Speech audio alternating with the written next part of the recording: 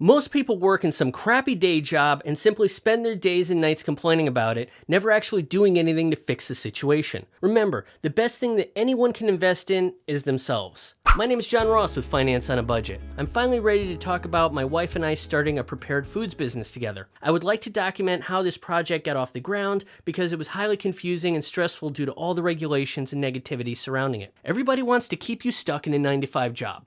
We think that it's a great idea, friends and family love it too.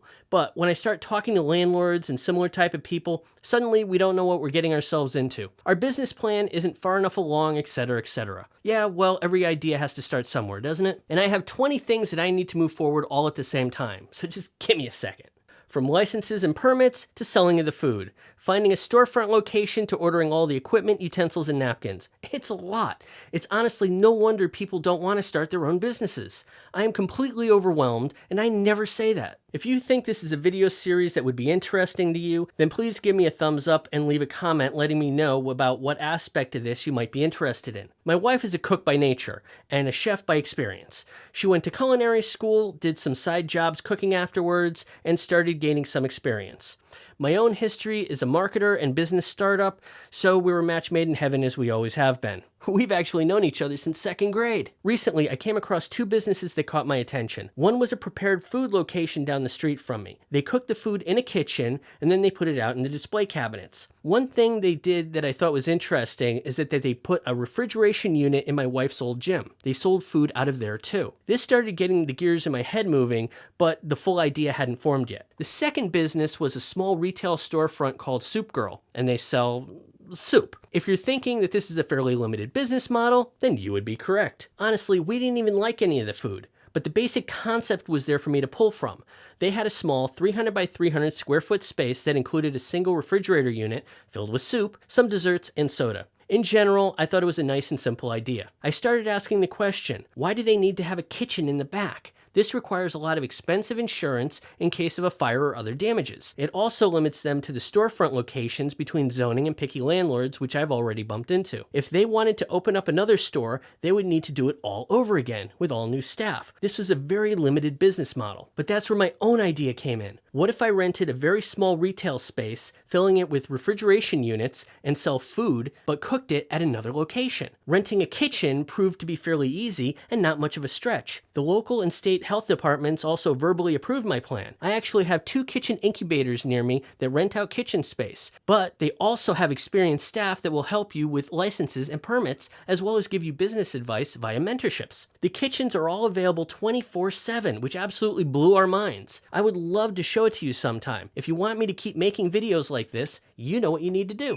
Now think about this. I can rent a kitchen in a central location and start adding small retail spaces in different towns that provide quick and easy parking. They come in, pick from 20 different items, pay and leave. The overhead is minimal, and renting in the kitchen is regulated by how many meals we need to sell during the week. The more we cook, the more money we make. As for the kitchen, we simply swipe a key card and work as many or as little hours as we need throughout the month. I found the entire business model simply brilliant, and I've been really excited about it ever since. My wife is a chef, but she lost her job during the pandemic. As a solution, unemployment offered her a job on a bus being a bus escort to the little kids. Ugh, no. These types of jobs keep people busy. They don't offer long-term solutions to families that need to make real money. This is just making a living. It's not thriving. Grades 1 through 12 teach children to be good little soldiers.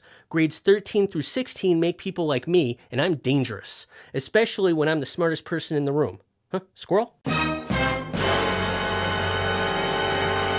My wife. Isn't she cute? Recently, she had knee surgery. While I started compiling all the various things that we need to do, like get permits, licenses, secure a kitchen, etc., we also needed to find a location for a storefront. We started looking around at what was available in our area for a store. I wanted one that was on the main strip, even if it cost more. And it also needed to have easy access to parking. The key here is for grabbing and going. I thought finding a storefront was going to be easy. Spoiler alert, it wasn't. Our first choice was $1,300 a month, and it would have been almost perfect, but it was rented by the end of the week, and we weren't even remotely ready to commit. The second location was at a stoplight, but the landlord didn't want anything to do with food. It also had other interested parties, so moving on. The third location was a richer client area, and it was at a stoplight, but it did have prepared foods at the grocery store down the street. It was only $810 a month, and we were really excited for it at first. However, the landlord insisted we find a kitchen first because without a kitchen, we didn't have a business. While this makes sense, I already had multiple kitchen locations lined up, I just didn't have any contracts. We found the realtor very demeaning and not even remotely encouraging. I'm not saying he was wrong though, but I have so many things to do at once, I really feel like I'm playing chicken or the egg. Which comes first, licenses, permits, or locations? According to the realtor, all of it. That's just life.